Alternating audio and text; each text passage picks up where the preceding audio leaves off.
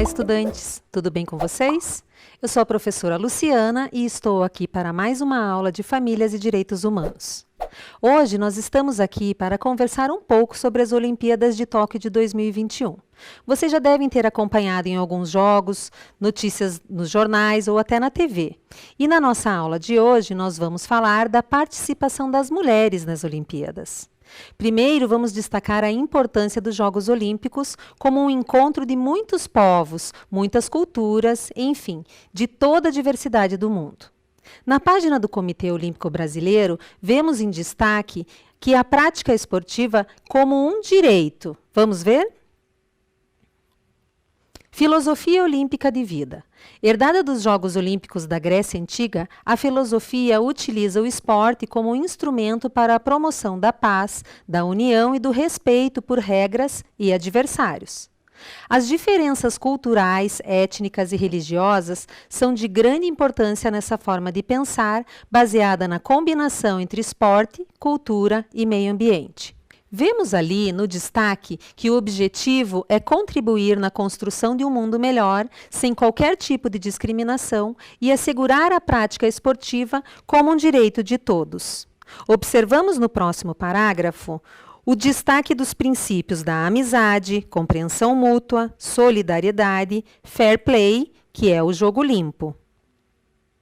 Historicamente, os Jogos Olímpicos não aceitavam que atletas fizessem qualquer manifestação que não fosse relacionada ao esporte. Porém, pela primeira vez, o presidente da organização responsável pelas Olimpíadas afirmou: os Jogos Olímpicos são uma poderosa manifestação global contra o racismo e a favor da inclusão, anunciou o presidente Thomas Bach.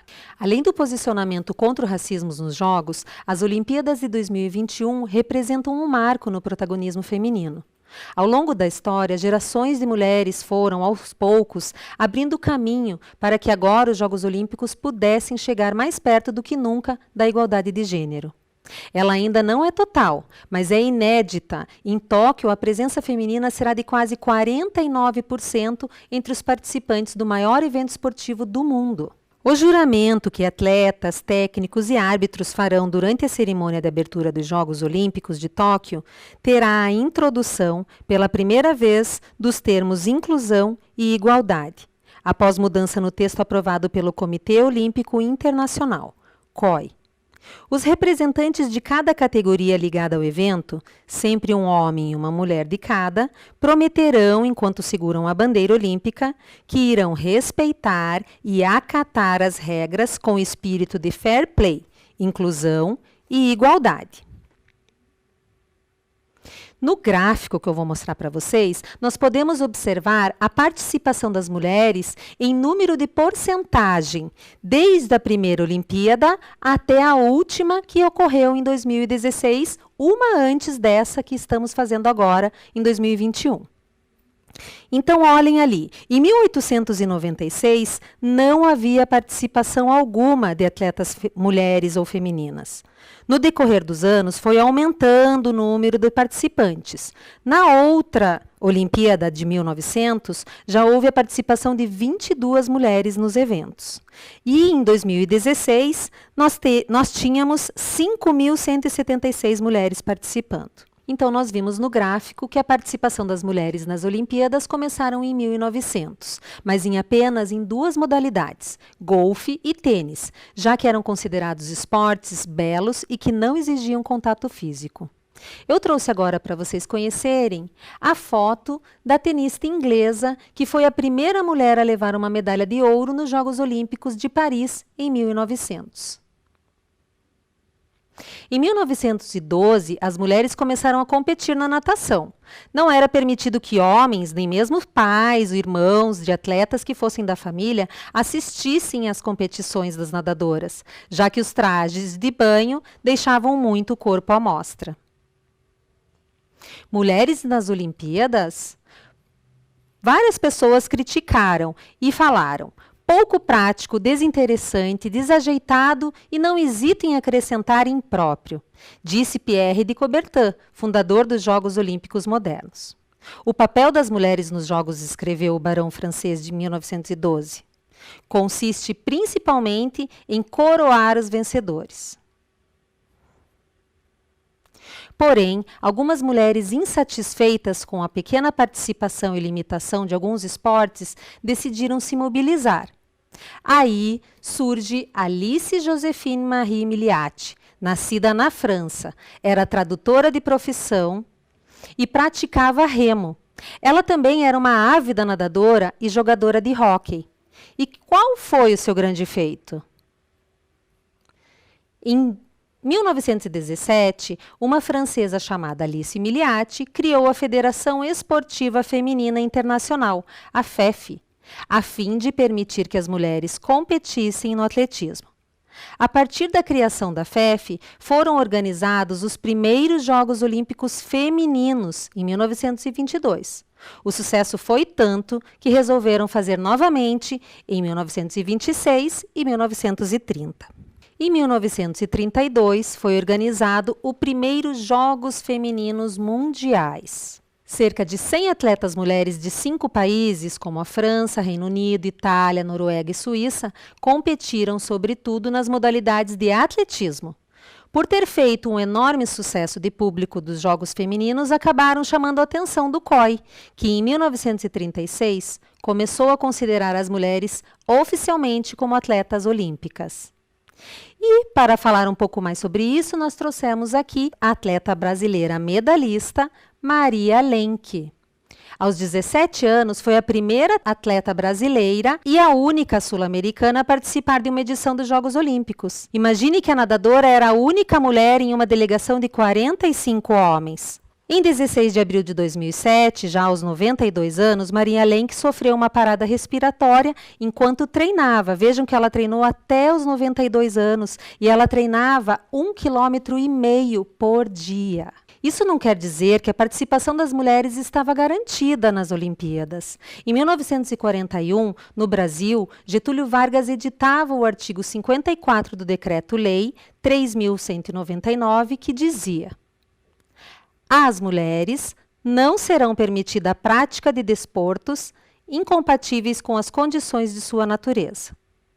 Então, tal decreto foi revogado em 1979, o que freou o avanço das mulheres brasileiras nos esportes olímpicos. Então, nós temos a lei ali, e ali embaixo nós trazemos alguns recortes dos jornais da época, que as mulheres ficaram um pouco insatisfeitas, não é mesmo? As Olimpíadas de 1948 foi a Olimpíada do pioneirismo contra o racismo. Nesta Olimpíada, temos a primeira medalha de ouro para uma mulher negra e a participação de uma mulher negra na equipe do Brasil. Então, nós temos ali Alice Coachman, primeira mulher negra a conquistar um ouro olímpico. Algumas fotinhos dela. E temos também a Melânia Luz, que fez história ao se tornar a primeira mulher preta a integrar a delegação brasileira nas Olimpíadas de Londres em 1948. Ela morreu aos 88 anos, no dia 21 de junho de 2016. Ainda temos algumas fotos dela com a equipe e dela com o uniforme do Brasil. Muito bem, trouxemos até aqui as mulheres que abriram caminho para outras mulheres no esporte. As primeiras a participarem de uma Olimpíada no mundo, as primeiras brasileiras, as primeiras mulheres negras a lutarem contra o machismo e o racismo no esporte. E agora eu vou trazer para vocês a história de duas mulheres que conquistaram a primeira medalha de ouro para o Brasil. Jaqueline e Sandra, 1962 e 1973. Esta é a história de uma medalha de ouro. Uma não, na verdade, duas medalhas de ouro. As primeiras das brasileiras em Olimpíadas, depois de 64 anos de tentativas. Elas foram conquistadas em 1996 em Atlanta, nos Estados Unidos, pelas cariocas Jaqueline Silva e Sandra Pires, no vôlei de praia. Jaque começou a jogar bem jovem, acompanhando os pais nos finais de semana, nas areias de Copacabana. Dali, foi para o vôlei de quadra. Sandra, 11 anos mais nova, foi criada longe das praias onde o esporte era praticado. Começou a jogar vôlei na escola e de lá foi para a quadra. Só mais tarde chegaria às areias. Meses antes dos Jogos de Atlanta, Jaque, que morava nos Estados Unidos para treinar e participar dos campeonatos norte-americanos de vôlei de praia, soube que o esporte passaria a ser olímpico. Ela era considerada a melhor jogadora brasileira. Então, decidiu procurar uma dupla. Encontrou Sandra. Na época, Sandra era bem jovem. Para treinar nos Estados Unidos, vendeu o carro velho e até largou o noivo. Trabalhar em dupla não era nada fácil. Era briga que nem de irmã. Jaque, a mais velha, estava focada. Já tinha disputado 2 Olimpíadas de vôlei de quadra e não aceitaria outra medalha que não a de ouro. Sandra era a mais nova, encantada com tudo aquilo. O Brasil começou a manhã do dia 27 de julho de 1996 com uma certeza: teria seu primeiro ouro feminino. Isso porque as 2 duplas que disputavam a final do vôlei de praia eram brasileiras. De um lado da rede, Jaque e Sandra. Do outro, Adriana e Mônica. Jaqueline e Sandra ganharam a partida por 2-0. O pódio era todo azul, verde e amarelo. Depois delas, ainda viriam ouros com Mauro Image, no atletismo em Pequim em 2008, 2 vitórias da seleção feminina de vôlei em Pequim e Londres, 2012, Sara Menezes também na Inglaterra e Rafaela Silva no judô, e Martine Grael e Kaena Kunze na vela, as 3 no Rio em 2016. A caminhada foi longa até chegarmos nos dias de hoje, e essas mulheres nos mostraram a importância de não desistir, de não se intimidar e de não se diminuir. Esse talvez seja um dos nossos recados da aula de hoje. Gradualmente, as mulheres foram conquistando espaço nas modalidades. Vamos ver na tabela. Então, essa tabela nos traz a entrada das mulheres no esporte em Jogos Olímpicos. Lembrando que nessa tabela existem os Jogos de verão e de inverno. Então, em 1900, como eu já havia dito, era somente o tênis e o golfe. Ao longo dos anos, foi aumentando as modalidades. Em 1948, por exemplo, surgiu a canoagem. E em 2012, o boxe, que inclusive uma brasileira nos trouxe uma medalha de bronze. E por fim, em 2016, o golfe e o rugby. Como aquela tabela só nos mostrou até 2016, vale a pena lembrar que agora, nas Olimpíadas de 2020, que eram para ser feitas o ano passado, mas por causa da pandemia está sendo realizada agora, vamos lembrar que existem mais 2 modalidades para as mulheres, as atletas, que é o skate e o surf. Então agora a minha proposta é que a gente vá brincar um pouquinho. Vimos até aqui que as mulheres participaram de vários esportes. Nessa próxima atividade, nós temos algumas modalidades e alguns símbolos que foram usados nas Olimpíadas. Vamos ver como está a sua atenção. Então, veja lá. É uma atividade de atenção e de muita concentração. Você deve encontrar nos desenhos os desenhos relacionados às Olimpíadas conforme a legenda. Mas vejam bem, existem 2, 4 ou até 9 de cada símbolo que está representando ali. Então, por exemplo, nós temos 2 bolas de basquete que devem ser achadas naquele quadro ao lado. Eu vou dar um tempinho para que vocês consigam achar todos, lembrando também que deve ver a quantidade de cada um deles, ok? Já volto aqui. Muita atenção, hein?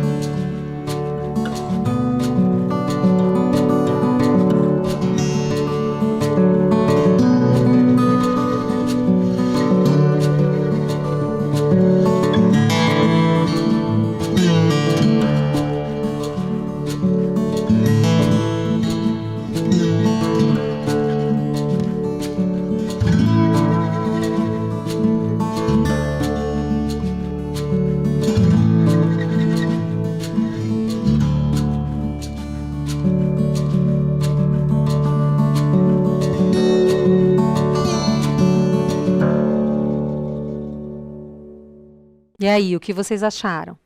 Não foi fácil, né? Então, agora juntos, nós vamos ver onde estão escondidos todos esses símbolos aí. Vamos lá? A bola de basquete, vejam lá. E o próximo, aquele símbolo é o símbolo da esgrima. É a proteção facial e a lâmina que eles usam. Seria um só, bem ali no cantinho. 3 pesos, onde estão? 4 camisetas, 6 petecas, que é usada no jogo badminton. Ele é parecido com o tênis de mesa, mas usa-se uma peteca ao invés de uma bolinha. 3 bandeirinhas. 4 campos. 7 tacos de hóquei. Esse foi difícil, né? E ali, 4 surfistas com sua prancha. 5 bicicletas. 1 pino. 6 bolas de tênis. 4 bolas de tênis com velocidade, que é um desenho diferente do anterior. Essa é um pouco menor. 3 bolas de vôlei. 2 escadas da piscina, né, que é da modalidade da natação. 5 argolas da ginástica. 6 tiros ao alvo. 7 medalhas. 7 bolas de futebol. 7 nadadores. 5 pódiums. 4 luvas de boxe. 4 raquetes do tênis de mesa. E, por fim, 9 símbolos da bandeira olímpica. Quanta coisa, hein? Se você conseguiu encontrar todos, parabéns. Sua atenção e concentração estão ótimas. E se você teve dificuldade de encontrar, não desanime. Da próxima vez eu tenho certeza que você vai conseguir. E agora nós vamos ver como estão os seus conhecimentos sobre as Olimpíadas. Eu vou mostrar para vocês um quiz. Então vejam lá. Nós temos 4 perguntas que eu vou deixar um tempinho na tela para que vocês possam pensar nas respostas. Eu vou ler aqui com vocês e já volto para a gente ver o que você acertou aí. Quais são as 6 cores que aparecem na bandeira olímpica? Então, nós temos ali as 3 opções. Vejam bem qual delas vocês vão escolher. Na número 2, nós trazemos o que representa os 5 anéis do símbolo olímpico. Que será que é? Na 3, em que ano as mulheres brasileiras participaram pela primeira vez nos Jogos Olímpicos? Vejam bem, hein? Ali nós estamos falando sobre as mulheres brasileiras e não a primeira participação das mulheres de uma forma geral. Nós falamos sobre isso na nossa aula. E na número 4, o primeiro ouro olímpico feminino do Brasil, que foi conquistado pela atleta Sara Menezes em 2012. Você sabe em qual modalidade? Veja lá qual dessas 3 modalidades você acha que é. Eu já volto aqui com as respostas.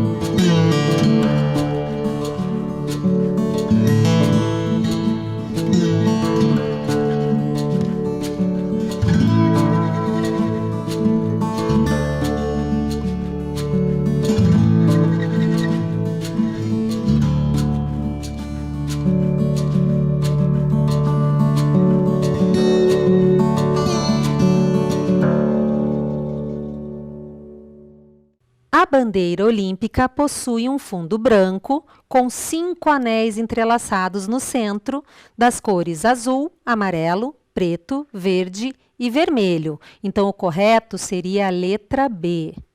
E os anéis, o que será que representam?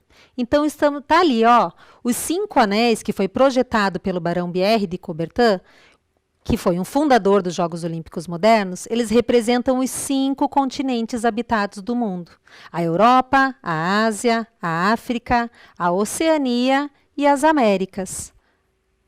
Trouxe a bandeira para que vocês possam visualizar. E as respostas das outras duas? Vamos ver lá. As mulheres brasileiras participaram pela primeira vez nos Jogos Olímpicos em Los Angeles no ano de 1932. Maria Lenk, aquela nadadora brasileira que nós vimos, foi a primeira mulher a participar dos Jogos. Então, seria a letra C. E, por fim, na nossa modalidade individual, que a gente acabou não colocando lá naquela questão, mas seria na modalidade individual, o primeiro ouro olímpico feminino do Brasil foi conquistado pela atleta Sara Menezes em 2012 na modalidade de qual? O judô, em que o Brasil ganhou inclusive a medalha. E, depois disso, conquistou um grande número de medalhas olímpicas também. Então, já que estamos falando das primeiras mulheres na história das Olimpíadas, trouxemos aqui a foto da primeira seleção feminina de futebol. Então, vejam lá.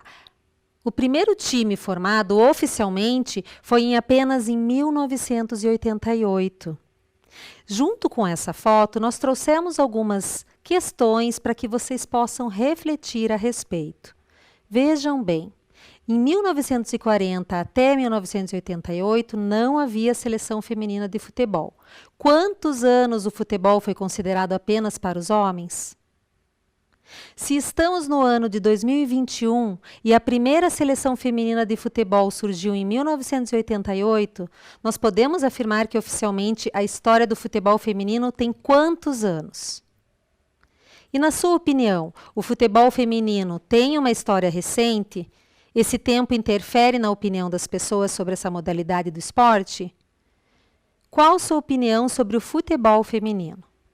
Eu vou deixar essas questões um pouquinho aí para vocês refletirem e já volto.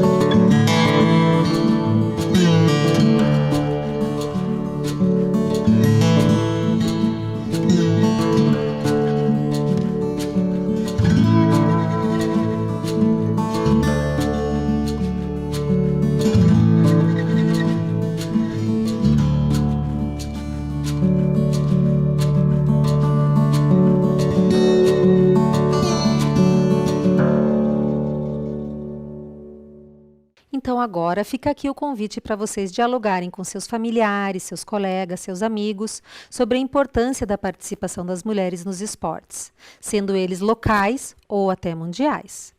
Como essas mulheres persistiram em um sonho que abriu portas para outras mulheres também realizarem os seus sonhos. E eu fico por aqui e deixo para vocês a leitura do Bernardo, que parece ser uma literatura infantil, mas não é. Ele nos mostra a importância de sonhar. Espero que gostem. Fiquem bem e até a próxima. Faça como o Bernardo. Simon Philip e Kate Hindley. Tradução: Isabel Aleixo.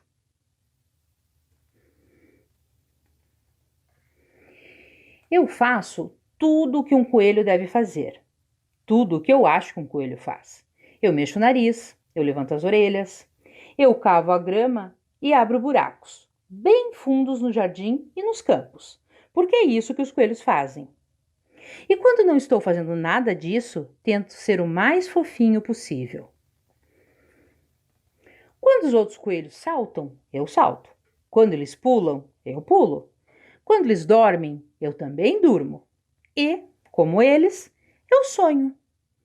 Mas os meus sonhos não são iguais aos deles. São menos coelhais, são mais incomuns. Eu até tento achar que está tudo bem, que meus sonhos incomuns não são importantes. Bernardo, me perguntam eles, você sonha com o quê? Com a mesma coisa que vocês, eu falo. Cenouras? É, as bem laranjinhas. Mas isso é uma mentira deslavada. Dia após dia, continuo tentando ser igual a todo mundo, pulando, cavando e sendo o mais fofinho possível. E, como muita alface, mais do que um coelho deveria ter que comer.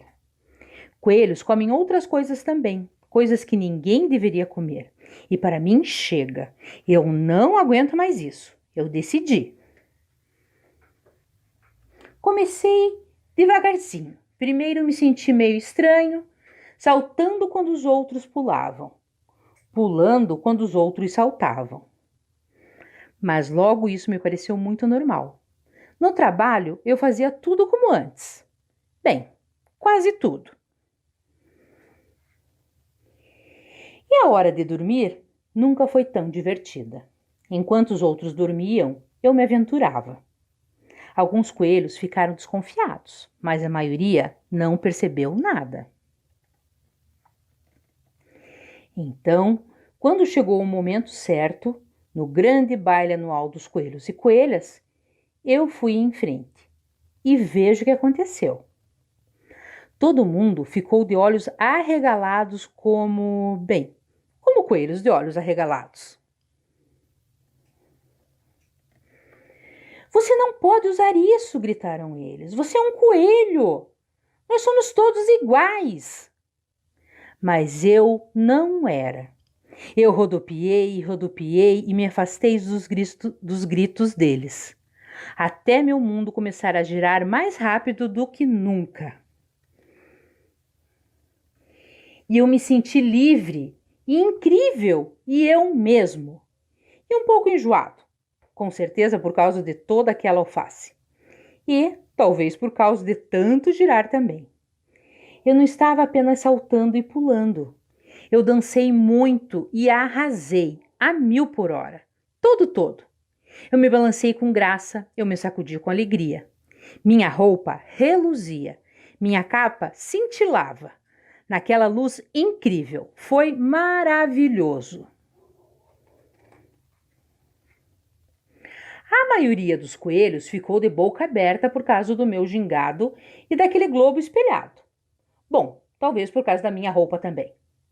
Ele parece um coelho dançando discoteca, gritou o Bento. Ele é um coelho dançando discoteca, declarou a Bia.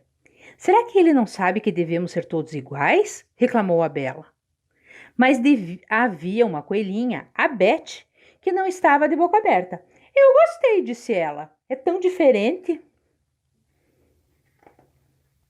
E logo a Beth estava se balançando também, tão feliz e diferente como eu. E todo mundo começou a pensar.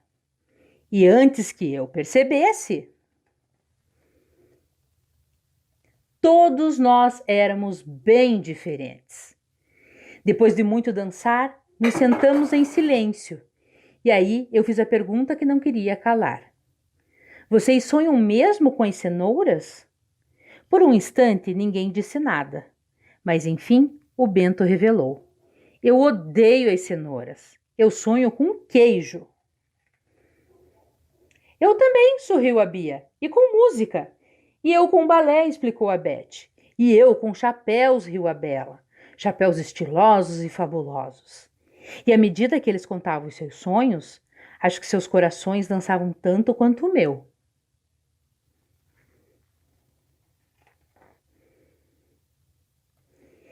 E agora, embora ainda sejamos iguais em muitos aspectos, todos nós concordamos que ser quem a gente é a melhor coisa que um coelho pode fazer. Em uma área de 4.435 metros quadrados, é um espaço inédito no Brasil, dedicado à educação para a prática agrícola sustentável em ambientes urbanos. O local reúne os mais modernos métodos de plantio de alimentos saudáveis sem agrotóxico. Energia solar. 72 módulos fotovoltaicos fornecem energia elétrica com potencial de geração de 30 megawatts por ano. Captação de água da chuva. Sistema de captação e reservatórios com capacidade de 25 mil litros que abastecem o sistema de irrigação. Banco de alimentos. Evita o desperdício de alimentos, conectando doadores e entidades sociais e também recebe os alimentos produzidos na fazenda urbana. Cozinha Escola. Espaço para aprendizado no preparo, conservação, higienização, aproveitamento integral e aspectos nutricionais dos alimentos.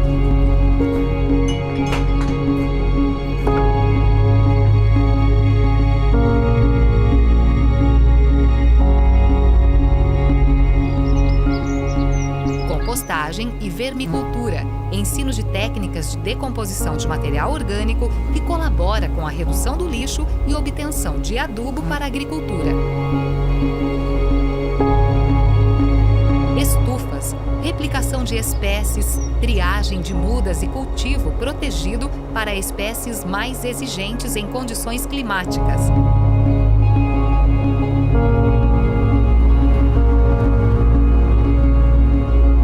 Agrofloresta, sistema que reúne as culturas de importância agronômica em consórcio com as plantas que integram a floresta. Um sistema agroflorestal é um sistema de plantio de alimentos que é sustentável e ainda faz a recuperação vegetal e do solo. Paisagismo produtivo, jardim onde plantas comestíveis, ornamentais e repelentes integram-se em harmonia. Área de canteiros. Canteiros executados com diversos materiais, formas e tamanhos para representar as várias possibilidades de agricultura no ambiente urbano. Espiral das sensações.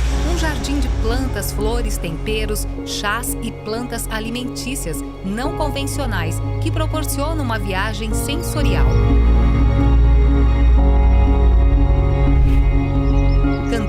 de cadeirantes, área acessível para proporcionar ao cadeirante uma experiência plena de agricultura.